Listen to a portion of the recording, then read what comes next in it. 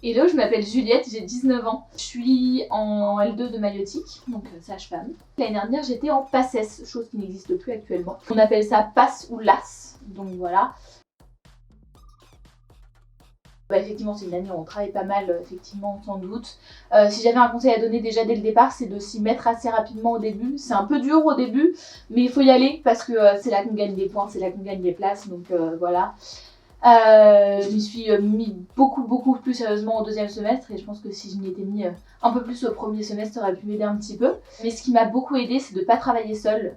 En fait, j'étais dans une sorte de bibliothèque, une sorte de prépa en fait où il y avait plein de gens qui travaillaient autour de moi et ça m'a énormément aidé, énormément boosté. Je sais qu'il y a des gens qui préfèrent travailler seul, mais moi je pense que si j'avais été toute seule dans ma chambre, clairement ça serait beaucoup moins bien passé. Et donc même quand le confinement a commencé, je suis allée me confiner avec deux amis. Pareil, on avait un bon emploi du temps, on s'est pas mal motivés et ça s'est plutôt très bien passé.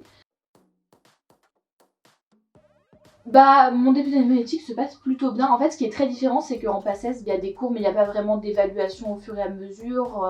Par rapport au lycée, il y a une grosse différence parce que on est à la fac, donc on travaille tout seul. On a juste le concours pour nous cadrer. Après, je suis sûre qu'il y avait plein de choses. Il y avait le tutorat, il y avait plein de trucs. Donc on pouvait quand même beaucoup être cadré par les années supérieures. Et voilà. C'est très différent du lycée. Et donc quand je suis revenue en maïeutique, dans mon école de maïeutique, j'ai retrouvé un accompagnement. C'était beaucoup plus cadré. Et puis ce qui était aussi très chouette, c'est que j'ai pu commencer à pratiquer assez tôt puisque j'ai fait mon premier stage mi-novembre. C'est bête à dire, mais ça dépend vraiment des gens. Il y a vraiment des gens qui ont besoin d'aller en cours, que le professeur leur explique le cours, leur parle parce que ça leur permet de mieux retenir et c'est là qu'ils retiennent les choses, c'est là qu'ils prennent les informations et après chez eux c'est que des révisions. Il y en a qui ont besoin d'être devant leur feuille et d'engranger des informations et d'avoir directement le cours.